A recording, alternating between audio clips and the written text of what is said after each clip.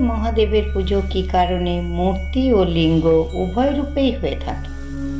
ঋষিগণ বললেন, ভগবান শঙ্কর নিরাকার ব্রহ্মস্বরূপ, তাই তিনি নির্গুণ, আবার রূপধারী বলেও সগুণ।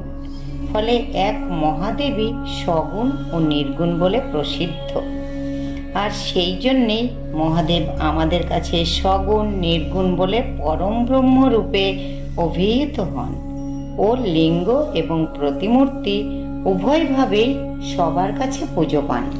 অন্যান্য আর কোনো দেবতাদের মধ্যে কেউ ব্রহ্ম নন, সকলেই জীব। এই জন্য তারা সবাই সগুণ, আর সগুণ বলে প্রতিমূর্তিতেই পুজো পান।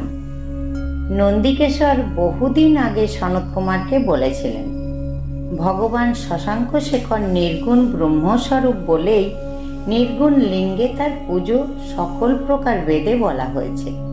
আবার তিনি সগুণও বটে, সেই জন্য তার সগুণ মূর্তির পুজো লোকসম্মত। শিব ছাড়া অন্য সব দেবতাগণ সগুণ বলেই বেদ ও অন্যান্য গ্রন্থে তাদের মূর্তি পুজোর কথা বলা হয়েছে। একমাত্র মহাদেবী সগুণ ও নির্গুণ বলে লিঙ্গ পুজো যুক্তিযুক্ত। সনত কুমার জানতে চেয়েছিলেন, শঙ্করের লিঙ্গ শরীর আবির্ভাবের কারণ কি? নন্দিকেশ্বর বলেছিলেন, একবার ব্রহ্মা বিষ্ণুর ঘোর বিবাদ হয়। সেই বিবাদকালে ভগবান মহেশ্বর ব্রহ্মা ও বিষ্ণুর মাঝখানে একটি স্তম্ভরূপে আবির্ভূত হন। একথা পূর্বেও বলা হয়েছে। পরে সেই স্তম্ভে নিজ লিঙ্গচিহ্ন নিবন্ধন করেন।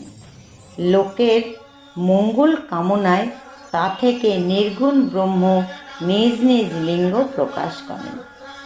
পার্বতী পতয়ে নমঃ। হর হর মহা